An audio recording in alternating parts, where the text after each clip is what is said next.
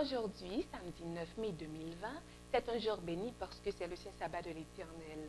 Nous sommes nombreux à pouvoir voir ce nouveau jour, mais il y en a qui sont déjà passés de la vie à trépas.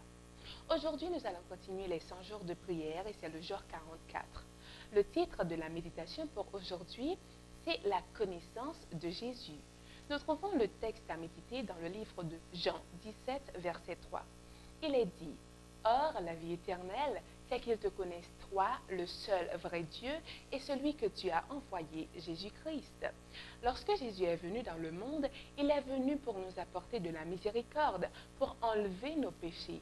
C'était sa mission sur la terre. Frères et sœurs, nous avons des questions sur lesquelles méditer aujourd'hui. Mais bien avant, j'essaie de vous rappeler que la vie éternelle ne consiste pas tout simplement à vivre éternellement.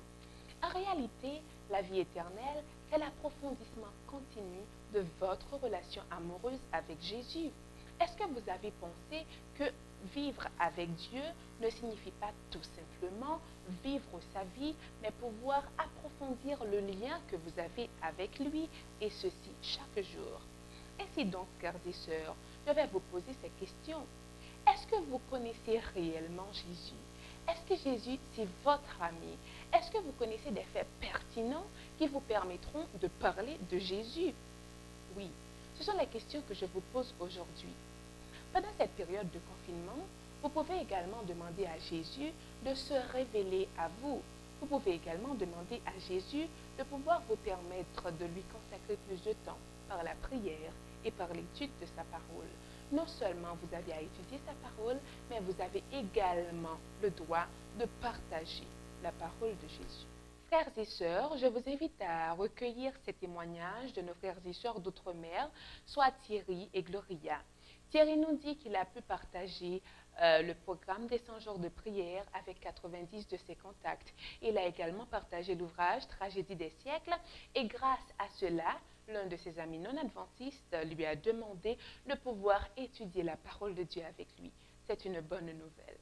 Et nous avons également le cas de Gloria qui remercie le Seigneur parce que le Seigneur a permis que le programme de la distribution de nourriture soit effectif et heureusement, toutes les personnes ont été satisfaites. Aujourd'hui, frères et sœurs, nous allons continuer notre série de 100 jours de prière en priant pour les personnes qui sont en difficulté, soit aux Fidji et au Vanuatu. Nous savons qu'il y a eu des cyclones là-bas. Nous allons prier de manière à ce que Dieu puisse les accorder les ressources nécessaires pour pouvoir survivre à ces périodes difficiles. Nous allons également prier pour les personnes qui dirigent les centres d'espoir, des programmes d'évangélisation partout à travers la terre.